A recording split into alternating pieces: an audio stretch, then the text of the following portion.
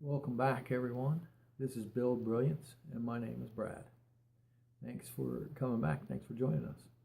Yesterday, we were talking about chance, choice, and change. And today, we're going to continue that story. Fast forwarding a few years later, I had gotten out of the Navy. I had landed a job at a high-rise building in the center of the city, downtown, and I was on the 12th floor. I mean, this company was at the top of their field. It was a tremendous industry. I had made it, or at least I thought I had. I was sharply dressed. I was wearing fancy suits. I was looking good. I was on my way to the top. As you know, I wanted to be CEO. I really thought I was on my way to the top. I thought I was headed there. Or was I? I worked on contracts by day, and I was moving and shaking at night. I mean, I was hitting up the happy hours, and I was broadcasting my message. I mean, I was on my way. Or was I? I thought I was. I mean, lo and behold, from out of the blue, I was caught off guard by this girl that worked down the hall. Her name is Jen. Jen came over to connect, and she asked me my story, and I filled her in on the details, and I told her I wanted to do anything I could to succeed. I wanted to be the CEO, and of course she laughed. But surprisingly, she said she was willing to help. See, what you have to know about Jen is Jen was a rising star. She was on her way straight to the top. She was at the top of her game. She was well-spoken. She was sharp as a tack. I mean, she and another lady, Stephanie, were like the dynamic duo. They finished projects. I mean, they were getting it done. I mean, and what surprised me is this dynamic duo. They said they wanted to help me. I mean, they were as brilliant radiates. So here's the problem. I kept asking Jen why she wanted to help.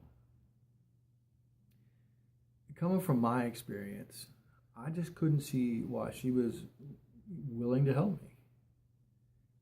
Coming from my manipulation mindset, the do anything to get to the top perspective, I couldn't figure out a reason. We had created some rapport by this time, and we had that real honest like banter going back and forth thing going on, and we'd go back and forth, and we used to argue like in a friendly manner about everything. The funny thing is, and of course, she always won. But the thing in the back of my head, it was troubling me. I kept thinking, she had some kind of ulterior motive. See, she not only had the job thing now, but she also had what she used to call her inner circle of friends. These friends would do anything and everything for each other. They do it at the drop of a hat. I mean, no questions asked. If a friend was in need, a friend called at any time, day or night, they all responded in kind with, "What do you need? What can I do for you?" And, amazing, just like that, it would be done. I had never seen anything like that before. But exposure to her friends was amazing. We used to have these deep conversations, like philosophical conversations about, academia, just everything and anything. We'd argue about cheeseburgers and fries. I mean, it didn't matter. We would banter, and argumentation was our thing. We had conversations for hours upon hours. I mean, once I opened up and I shared my philosophy about wanting to get to the top with her and all her friends. I said, I knew I was using manipulation, But, and I even knew that other people knew that I was using manipulation, but it was for a good thing. It was to help people. It was white magic because it was for good. I didn't understand at the time, but her and her friends laughed at me for years about this. In fact, they still laugh at me to this day about this. What are you going to do? I didn't get it at that time. She even explained it to me once. She said something like, white magic, black magic, you can call it as you wish.